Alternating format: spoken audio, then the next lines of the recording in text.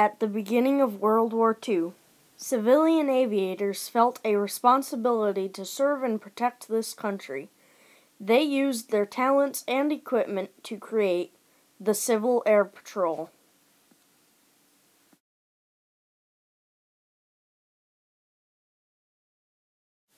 Early in World War II, German U-boats were positioned off the Atlantic and Gulf coasts of the United States.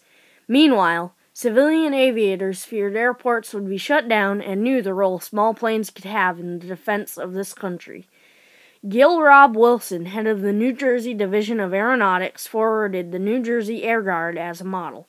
He sold his idea to the National Civil Defense Chief and New York City Mayor Vieira LaGuardia. Civil Air Patrol was created under Civil Defense December 1, 1941, 1 week before Pearl Harbor.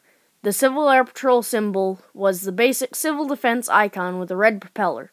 The propeller was removed for coastal patrols, as was with all military aircraft, to avoid misidentification as a Japanese plane. Sun Oil Company put up the first $10,000 for the Tanker Protection Fund, and communities all over the U.S. made Sink a Sub clubs to raise more money. In the weeks after Pearl Harbor, 40,000 people volunteered. 3 experimental anti-sub bases were created: Atlantic City, New Jersey, Rehoboth Beach, Delaware, and Lantana, Florida, for a month-long test to see if the idea deserved government monetary support.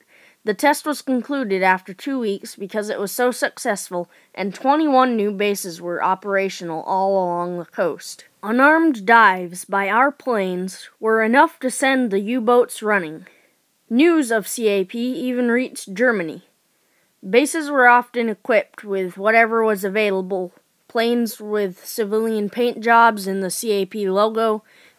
Fairchild 24s and Stinson 10As were preferred, but any airplane over 90 horsepower could be used. Government money was little and late, so bases invented what they needed.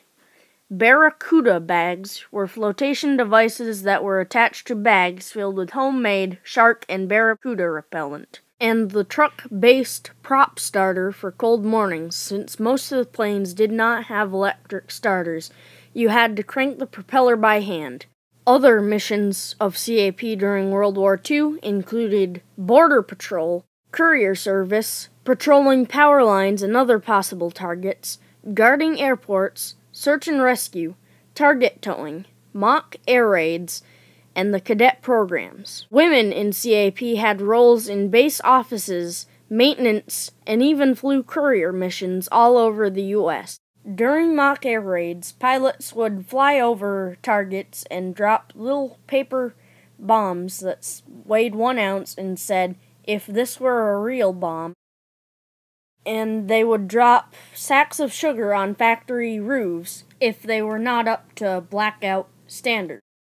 During target tow missions, CAP pilots would attach banners to the backs of their planes and fly over anti-aircraft ranges, and the anti-aircraft gunners would shoot at the banner. Some of it was boring, but they had some close calls. Search and rescue missions took CAP pilots over land and sea as they looked for downed planes, sunken ships, or missing hikers. Many famous people served in CAP, like artist Zach Mosley, who often made CAP the main focus of his comics. CAP was never fully equal in the eyes of the armed forces. They were often seen as inferior, even after they were made the auxiliary to the Air Force, after the Air Force was deemed an independent branch of service in 1947. CAP members didn't, and still don't, get much credit for the services they perform. Nowadays, they do disaster relief, search and rescue, and help young men and women learn to lead through the cadet program. A big part of the cadet program today is aerospace education, which includes classroom instruction, orientation flights, and getting familiarized with several different types of civilian, military, and commercial aircraft. Civil Air Patrol members have always felt a responsibility to serve and protect this country. Whether they are pilots or not, they use their special talents and equipment to create the Civil Air Patrol.